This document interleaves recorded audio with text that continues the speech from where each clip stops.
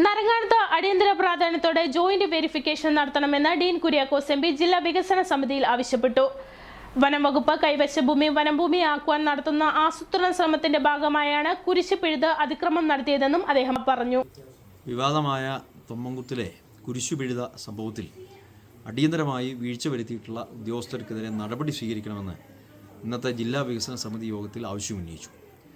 ഇക്കാര്യത്തിൽ രേഖകൾ തന്നെ സൂചിപ്പിക്കുന്നതനുസരിച്ച് സർക്കാർ തന്നെ നേരത്തെ 2016-ലും 2020-ലുമൊക്കെ പുറത്തിറക്കിയിട്ടുള്ള വിവിധങ്ങളായിട്ടുള്ള ഉത്തരവുകളും യോഗങ്ങളുടെ മിനിറ്റ്സ് റിപ്പോർട്ടും ഒക്കെ അനുസരിച്ച് തന്നെ നാരങ്ങാനം ഉൾപ്പെടെയുള്ള തൊമ്മൻകുത്തിന് ചുറ്റുവട്ടമുള്ള ഈ പ്രദേശങ്ങളിലെല്ലാം പട്ടയം നൽകുന്നതിന് വേണ്ടി ജോയിൻറ്റ് വെരിഫിക്കേഷൻ നടത്തണം എന്നുള്ള ഒരു തീരുമാനത്തിൽ സർക്കാർ എത്തിയിട്ടുള്ളതാണ്. അതായത് 2016-ൽ ബഹുമാനപ്പെട്ട ശ്രീ ഉമ്മൻചാണ്ടി സാർ മുഖ്യമന്ത്രിയായിരുന്ന കാലഘട്ടത്തിൽ ഇടുക്കി ജില്ലയിലെ പട്ടയ പ്രശ്നം ചർച്ച ചെയ്യുന്ന വിപുലമായ യോഗത്തിൽ തന്നെ നാരങ്ങാനം ഉൾപ്പെടെയുള്ള പ്രദേശങ്ങളിൽ ജോയിൻറ്റ് വെരിഫിക്കേഷൻ നടന്നിട്ടില്ല എന്നും അപ്രകാരം ജോയിൻറ്റ് വെരിഫിക്കേഷൻ നടക്കാതെ പോയിട്ടുള്ള എന്നാൽ പട്ടയത്തിന് അർഹതയുള്ള പ്രദേശങ്ങളിൽ എത്രയും പെട്ടെന്ന് ജോയിൻറ്റ് വെരിഫിക്കേഷൻ പൂർത്തീകരിക്കണം എന്ന് നിർദ്ദേശം നൽകിയിട്ടുള്ളതാണ്. അത് പാലിക്കപ്പെട്ടിട്ടില്ല.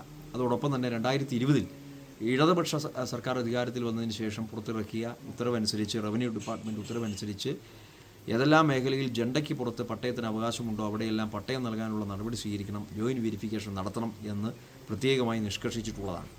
ഇതോടൊപ്പം തന്നെ റവന്യൂ വനം വകുപ്പുകളുടെ സംയുക്ത പരിശോധനയ്ക്ക് വേണ്ടി 983-ൽ പുറത്തിറങ്ങിയിട്ടുള്ള രേഖയനുസരിച്ച് തന്നെ നാരങ്ങാനം ഉൾപ്പെടെയുള്ള പ്രദേശങ്ങളിൽ അവിടെ കൈവശ ഭൂമി ഉള്ളതാണെന്നും ആളുകൾ താമസിക്കുന്നുണ്ട് എന്നുള്ളതുമുള്ള ആയിട്ടുള്ള റിപ്പോർട്ടുള്ളതാണ്. അപ്പോൾ ഈ രേഖകളെല്ലാം കൈവശം വെച്ചുകൊണ്ടാണ് വനംവകുപ്പിൻ്റെയും അതോടൊപ്പം തന്നെ റവന്യൂവിൻ്റെ വില്ലേജ് ഓഫീസറുമെല്ലാം അവിടെ കർഷകർക്കെതിരായിട്ടുള്ള വിശ്വാസികൾക്കെതിരായിട്ടുള്ള നടപടി സ്വീകരിച്ചിട്ടുള്ളത്. അപ്പോൾ ഈ കാര്യത്തിൽ ശക്തമായ ഇടപെടൽ ഉണ്ടാവണമെന്നും ജോയിൻറ്റ് വെരിഫിക്കേഷൻ അടിയന്തരമായി പൂർത്തീകരിക്കണമെന്നും ജനങ്ങൾക്ക് അനുകൂലമായ തീരുമാനം എടുക്കണമെന്നും ജില്ലാ കളക്ടറോട് ജില്ലാ വികസന സമിതി യോഗത്തിൽ ഇന്ന് ആവശ്യപ്പെടുകയുണ്ടായി. ഇതോടൊപ്പം തന്നെ നമ്മുടെ മറയൂർ മേഖലയിൽ തമിഴ്നാട് വനം വകുപ്പ് അനാവശ്യമായി ടോൾ പിരിക്കുന്ന ഒരു സംഭവം ശ്രദ്ധയിൽപ്പെടുത്തുകയുണ്ടായി. ഇപ്പോൾ വനം വകുപ്പിന് പൊതുമരാമത്ത് റോഡിൽ ഏതെങ്കിലും വിധത്തിൽ ടോൾ പിരിക്കാനുള്ള അവകാശം അല്ലെങ്കിൽ അങ്ങനെയുള്ള ഒരു നിയമം ഈ രാജ്യത്ത് നിലനിൽക്കുന്നത്.